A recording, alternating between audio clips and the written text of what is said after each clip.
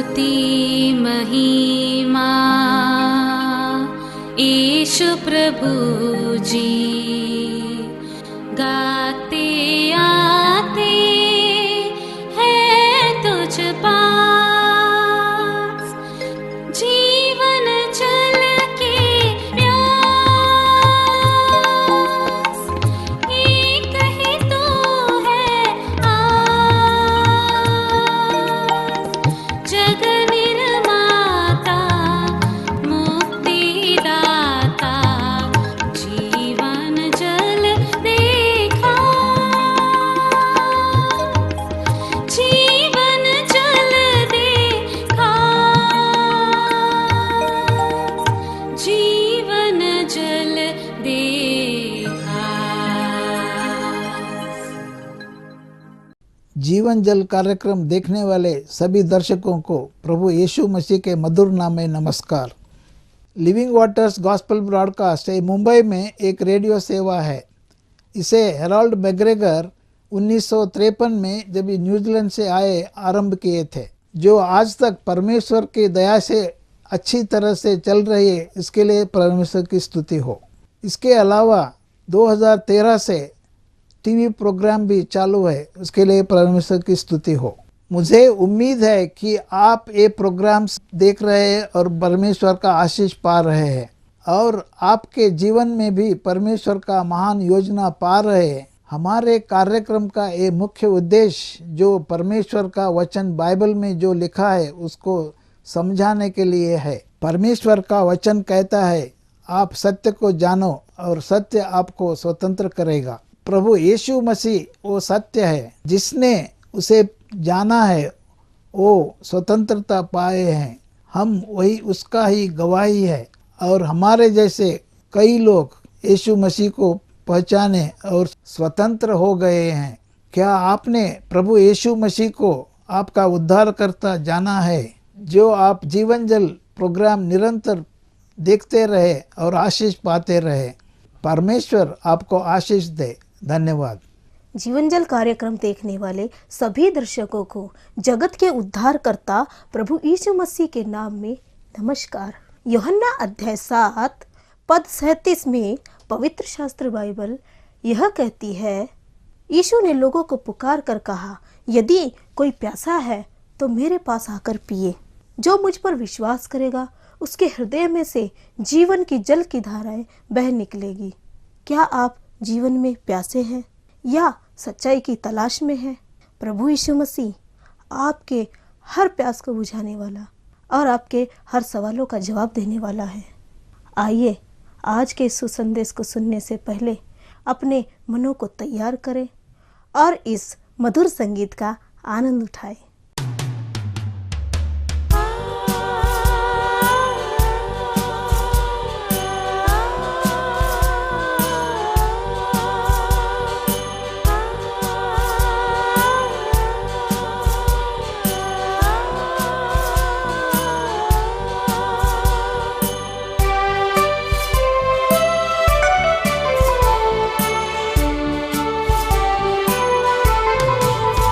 शून्य से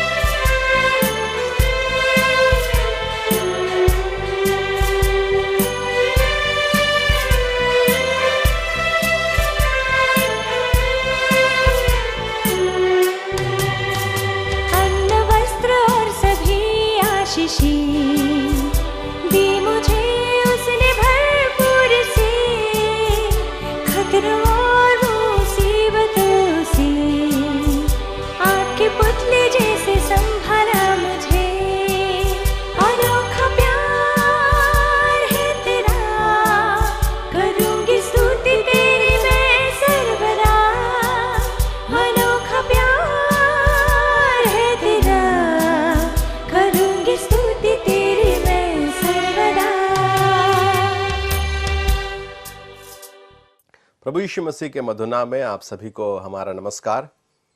एक बार फिर से परमेश्वर के वचन को लेकर मैं आपके सम्मुख में आया हूं। मैं उम्मीद करता हूं कि आज एक बार फिर से परमेश्वर आप सबसे बातें करेंगे और आज आप यूं ही ऐसे मन से बैठे ताकि आप परमेश्वर के वचन को सुनने पाए। किस इंसान की बोली नहीं, परंतु जैसे कि परमेश्वर की आप बातों को सुन रहे हैं। प्यारे मित्रों, मैं जो कुछ भी आपको बताना चाहता हूं वो मेरी बातें नहीं हैं, ना मेरे विचार हैं, ना मैंने कोई फिलॉसफी अपनाया है। किसी किताबों से पढ़ करके मैं नहीं बता रहा हूँ। मैं जो कुछ बता रहा हूँ वो परमेश्वर के वचन बाइबल से बता रहा हूँ।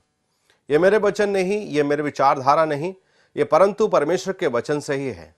परमेश्वर की मन की बातें मैं आपके सम्मुख में ला रहा हूँ। प्यारे मित्रों, यदि आप अपने जीवन में जरा सोच करके देखें दुनिया के बारे में, हर एक इंसान आज शांति के पीछे भागा चला जा रहा है। अपने जीवन में एक शांति, एक आनंद का जीवन को चाह रहा है। हर एक इंसान के जीवन में यही तमन्ना है कि वो अपने जीवन में सच्ची शांति को अनुभव करे, उस आनंद को अनुभव करे और एक अच्छे जीवन को वो जीने पाए। पारिवारिक तौर पर, व्यक्तिगत तौर पर, सामाजिक तौर पर वो एक शांत वातावरण में, एक आनंद के माहौल में, शांति के माहौल में बढ़ना चाहता है। चाहे वो कितनी भी कोशिश कर ले, वो नहीं पा रहा है। कितने बार कितने लोगों ने अपने जीवन में सब कुछ पाने के पश्चात भी हालात ऐसी हो गई कि वो उस दुख को बर्दाश्त नहीं कर पाया और हम कई बार पढ़ते हैं कि उसने आत्महत्या कर ली। आत्महत्या एक भयंकर पाप है और ये वो लोग करते हैं जो बुज़दिल होते हैं, जो अपने जीवन को संभाल नहीं पाते हैं, जो ये नहीं समझ पाते हैं कि ऐसा करना कितना गलत है और इसका प्रभाव मेरे और मेरे परिवार के ऊपर में क्या पड़ने वाला है। प्यारे मित्रों, ये अगर आप उस व्यक्ति के दृष्टिकोण से अगर उस बात को समझे तो समझ में आता है कि उसने ऐसा क्यों किया होगा। ये उसने इसलिए किया क्योंकि वो उस दुख को बर्दाश्त नहीं कर सका, उस तकलीफ को वो सह नहीं सका। वो अपने जीवन में उस बात को समझ नहीं पाया कि मैं कैसे इसका निदान करूं और उसने उस कदम को ले लिया। चाहे बातें कितनी भी बिगड़ी हुई क्यों ना हो, लेकिन आज लोगों की हालात को अगर आप देखें तो कोई उसे अपने जीवन में नहीं उसको सह पा रहा है तो वो ऐसे कदमों को उठा लेता है जो किसी न किसी तरह से अपने जीवन में उन दुखों को एडजस्ट करके चल रहा है। तो वो शायद ऐसे बुरे कदम को तो ना ले, परंतु घुट घुट के जी रहा है, मुश्किलों में जी रहा है और अशांति का जीवन को जी रहा है। और वो कई बार परमेश्वर को ही दोष लगाता है, कहता है कि क्यों ऊपर वाले ने मेरे साथ ऐसा किया, मेरे किस्मत में ये सारी बातें क्यों हैं, मेरे जीवन में ही ये सारी समस्याएं क्यों हैं, मेरे जीवन में ही ये सारी बातें क्यों हैं। कई बार इंसान परमेश्वर को दोष लगाता है और कहता है कि ये वो मेरे साथ में ऐसा कर रहा है और मेरे जीवन में सब कुछ बुरा ही हो रहा है। वाकई में अगर आप परमेश्वर के सृष्टि के बारे में जरा सोचें, यदि आप बाइबल पढ़ते हैं तो बाइबल के पहले अध्याय को अगर आप पढ़ेंगे तो आपको मिलेगा कि परमेश्वर ने जब पूरी दुनिया को बनाया तो वो बहुत ही सुंदर तरीके से बनाया। It was the perfect world, या कहा जाए दुनिया जो बनाया वो एक सही और एक सिद्ध दुनिया थी। वो सारी चीजों को परमेश्वर ने वहां पर रखा जो एक इंसान के जीवन में आनंद और शांति को लेकर के आता है। तो पहले इंसान आदम और हवा को भी परमेश्वर ने बनाया और उस अदन के बगीचे में रखा और उस अदन के बगीचे में परमेश्वर उनके साथ में संगति रखता था, उनके साथ में वार्तालाप करता था, उनसे बातें करता था और उनको बहुत सारे बातों को अगुवाई करके लेकर चलता था। लेकिन हम देखते हैं प्यारे मित्रों, वो कुछ ही दिन की बात थी। जैसे ही आदम और हव्वा ने पाप किया, उनके जीवन से वो शांति मिट गई, वो आनंद मिट गया, वो संगति जो परमेश्वर के साथ थी वो मिट गई। और उसके बदले में क्या मिला उनको? हम परमेश्वर के वचन में पढ़ते हैं 3 अध्याय में, आदम ने पाप किया, हव्वा ने पाप किया, उसका परिणाम क्या हुआ? आदम को परमेश्वर ने बोला कि जब तक तू इस संसार में जिएगा, तू मेहनत करेगा, तू खून पसीना बहाएगा तभी खा पाएगा, और तेरे कारण ये भूमि भी पूरी तरह से कांटे उगाएगी। मतलब तेरे जीवन में श्राप और मुश्किलों का आरंभ हो रहा है। तब तक वैसी परिस्थिति नहीं थी, तब तक दुनिया की हालत वैसे नहीं थी। इंसान के पाप के कारण ही वो सारी दुख तकलीफें, वो सारी ऊंट कटारें, वो सारे श्राप की बातें एक इंसान के जीवन में प्रवेश की। स्त्री के बारे में भी परमेश्वर ने वैसा ही एक श्राप दिया कि तू जिंदगी भर अपने पति के मोहताज में जिएगी, और उतना ही नहीं, तू जिंदगी भर दुख और दर्द में ही जिएगी। यह भी पाप का ही श्राप या कहा जाए उसका दंड का एक परिणाम था। तो वो दोनों या उसके कारण पूरा संसार भी दूषित हुआ, पाप ठहराया गया, और पूरे ब्रह्मांड के ऊपर में, पूरे दुनिया के ऊपर में परमेश्वर के श्राप का असर हम देखते हैं। हम आगे पढ़ते हुए पढ़ते हैं कि आदम और हवा के द्वारा जो बच्चे पैदा हुए, कैन और हाबिल, कैन ने हाबिल की हत्या कर दी, अपने ही भाई की। सोचिए कैसी हालत होगी। दोनों भाइयों के बीच में भी मेलजोल नहीं है, दोनों भाइयों के बीच में अशांति है, और बात यहां तक बढ़ गई कि कैन हाबिल की हत्या भी कर डाला। तो सोच सकते हैं कि उस समय से संसार की हालत कितनी बिगड़ी हुई है, पूरी दुनिया की हालत बिगड़ी हुई है। लेकिन हम बोले यदि कि ये सारे बिगड़े हुए संसार, ये श्रापग्रस्त संसार, ये दुख और तकलीफों का संसार, ये ऊंट कटारों का संसार, ये पसीना बहाने वाला संसार, चाहे कितनी भी प्रकार की कोशिश की जाए, लेकिन वो दुख और तकलीफें कम नहीं हो रही है लोगों के जीवन में, उसका हम शिकायत हम करते हैं या उसका दोष हम लगाते हैं परमेश्वर के ऊपर में। लेकिन परमेश्वर कहता है कि बेटा, मैंने ऐसा नहीं बनाया था, मैंने संसार को ऐसा कदापि नहीं बनाया था, मैंने तो संसार को बहुत ही अच्छा बनाया था, लेकिन यह सब कुछ हुआ तेरे पाप के कारण। इंसान के पाप के कारण ही ये सारी बातें आज उसके जीवन में हो रही है। तो परमेश्वर इसका जिम्मेदार नहीं है, इसका जिम्मेदार मनुष्य स्वयं है। मनुष्य के गलती के कारण ही, मनुष्य के पाप के कारण ही आज उसके जीवन में श्राप और अभिशाप या परमेश्वर का दंड को वो भुगत रहा है।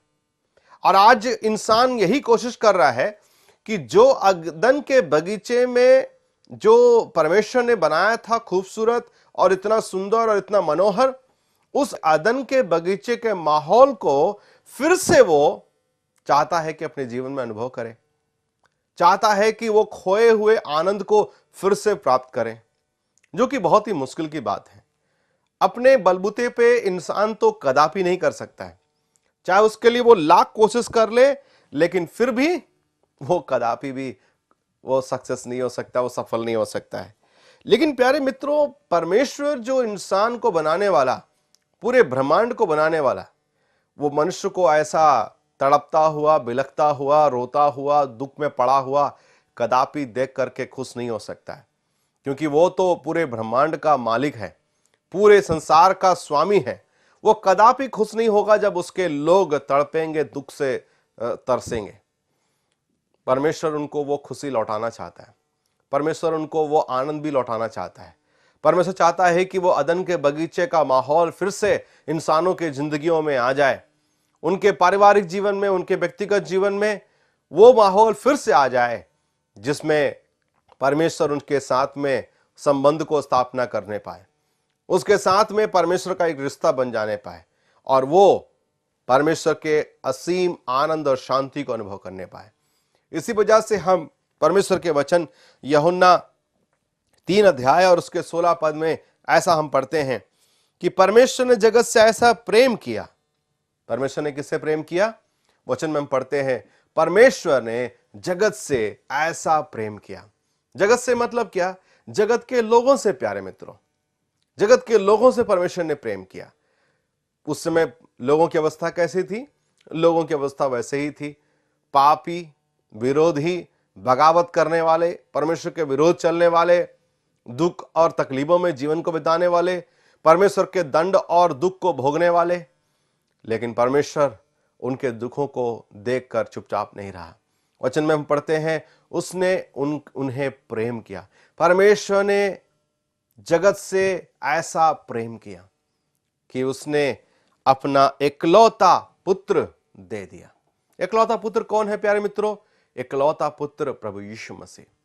परमेश्वर जो पूरे ब्रह्मांड को बनाया, जो लोगों को बचाना चाहता है, उसके दुखों से, उसके पापों से निजात दिलाना चाहता है, वह स्वयं इस धरती में एक मनुष्य का रूप लेकर के जन्म लिया, और वो है प्रभु यीशु मसीह। हाँ प्यारे मित्रों, प्रभु यीशु मसीह इस दुनिया में जन्म लिया और वो हमारे पापों को, हमारे दुखों को, हमारे दंड को अपने ऊपर में लेकर के क्रूस के मृत्यु को सह लिया। क्रूस के ऊपर में जब आप प्रभु यीशु मसीह को मरते हुए देखते हैं, उसे मरने की कोई जरूरत नहीं थी, लेकिन मेरे और आपके पापों को मिटाने के लिए, मेरे और आपके दुखों को मिटाने के लिए, मेरे और आपके श्राप को मिटाने के लिए यीशु मसीह ने वह सारा दंड अपने ऊपर में लेकर के क्रूस के मृत्यु को सह लिया। प्यारे मित्रों, प्रभु यीशु मसीह आपके स्थान पर मारा गया, आपको आनंद और शांति देने के लिए वह मारा गया। प्रभु यीशु मसीह का मृत्यु का कारण हम स्वयं थे।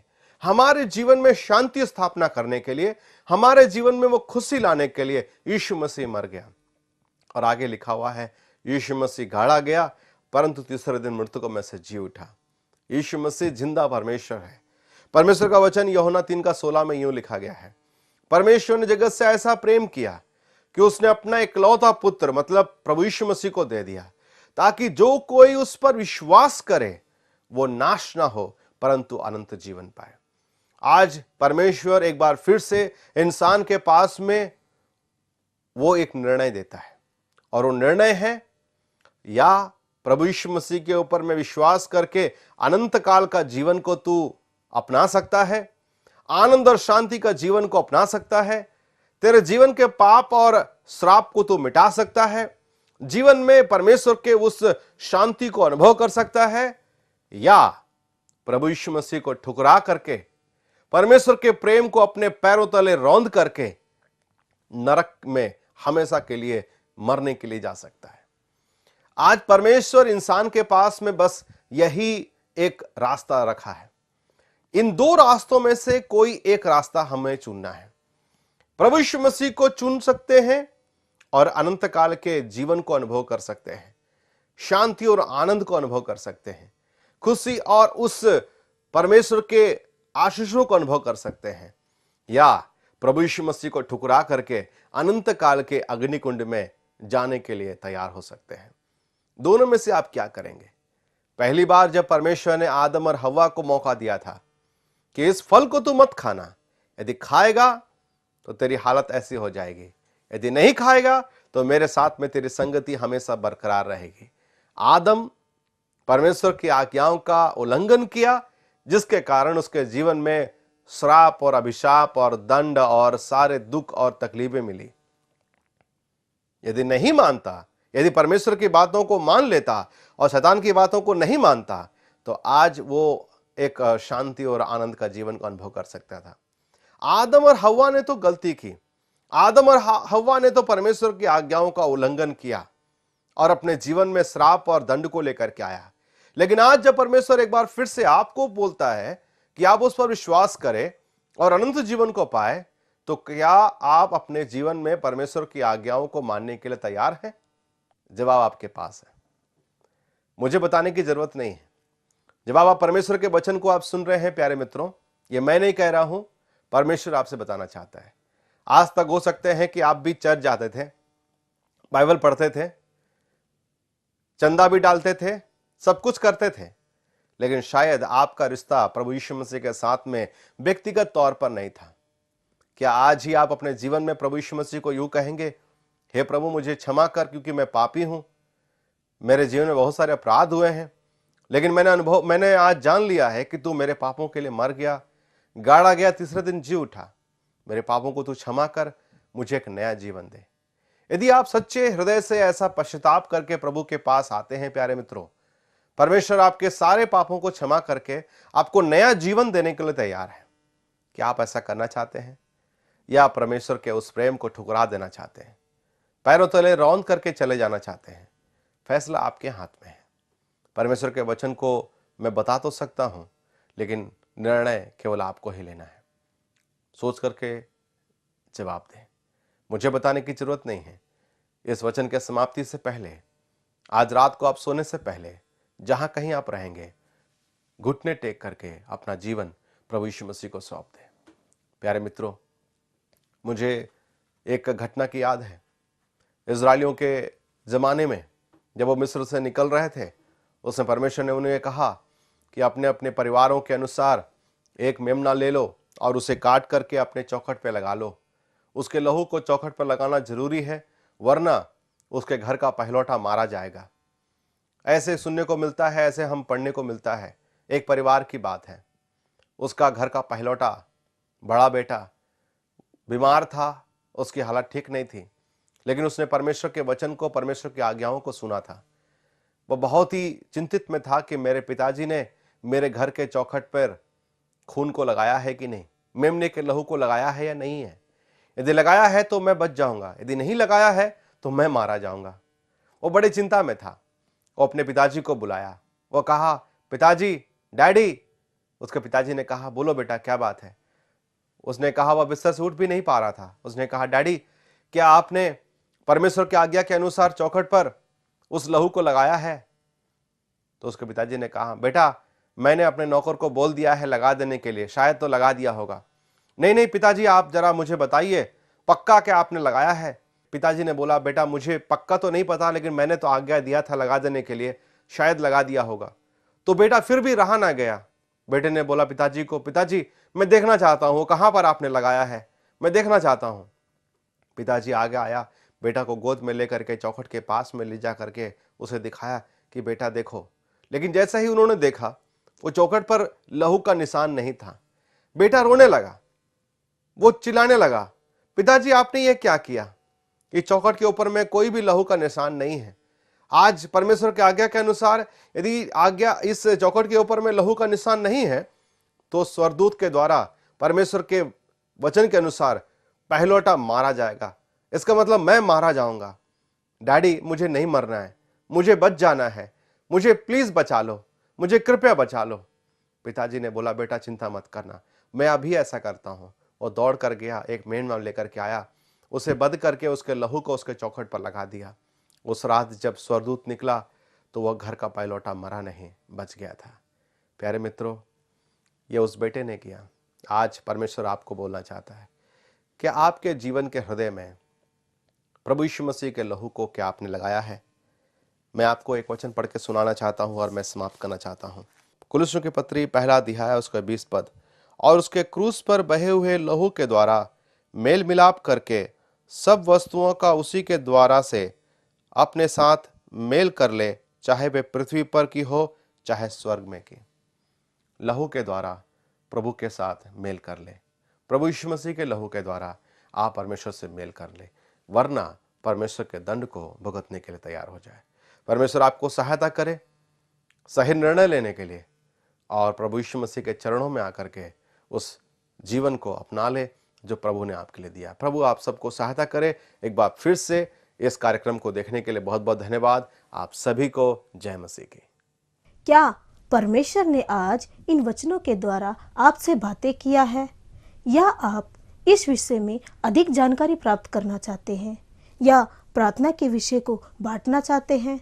तो निसंदेह हमसे संपर्क करें। हमारा पता है living waters gospel broadcast, Nav Bhavna 422 SVS road, post box number 1916 Prabha Devi 400025। प्रार्थना एवं मुफ्त बाइबल कोरस्पॉन्डिंग कोर्स के लिए हमें संपर्क करें या अपना नाम और पता SMS कर सकते हैं। हमारा मोबाइल नंबर है 0989258074। हमारा ईमेल ID है gospelbroadcast@yahoo.com। Website address www.lwgb.org। जीवनजल कार्यक्रम को हर सोमवार शाम 6 बजे, हर बुधवार शाम 6:30 बजे और हर शनिवार सुबह 8 बजे आप इसी चैनल पर देख सकते हैं। नमस्कार।